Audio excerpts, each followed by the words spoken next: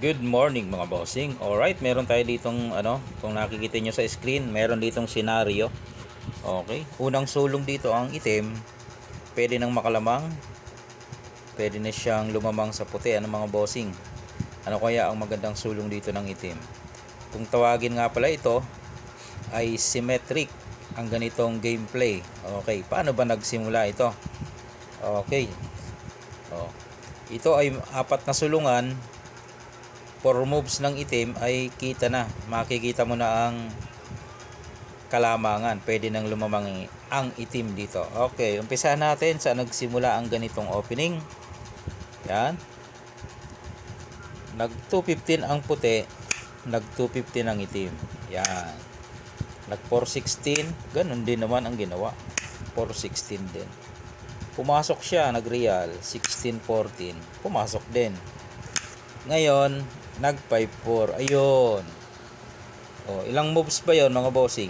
4 'yan, di ba? Ibig sabihin sa 4 na sulong na 'yon ng itim, yung susunod niyang step ay pwede na siyang makalamang. Okay, paano? Sa paanong paraan? Okay, pagmasdan niyo maigi. Kayo muna, tingnan ninyo. Anong naiisip niyong isusulong ng itim para makalamang siya?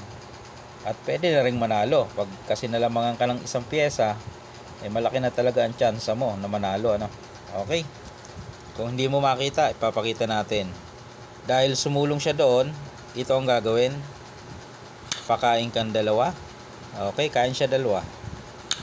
Kain ka rin ng dalawa. Ayan, dalawang pwede niya pagpilian. Dito siya kakain o di kaya ay dito.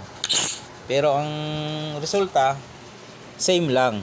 Kasi kung dito siya kakain, 6-1 ka lang, kakain ulit siya, naroon ka na. Tama. Paano kung dito sa kabila? Ganon din, parehas lang. Yan ay syempre pababaliking ka para hindi ka makadama. Pwedeng harangan ka na dyan. Ngayon, bilangin mo ang pyesa, lamang ka ng isa. So malaki ang tsansa mo na lumamang. Mga bossing? Yan yung tinatawag na symmetric gameplay mga bossing. 215. So pwede natin i-counter pa lang 215, ha?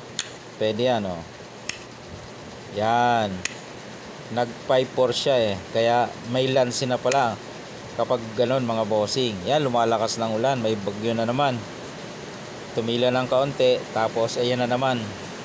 Okay, ito lang muna mga bossing. Ingat ang lahat, Okay.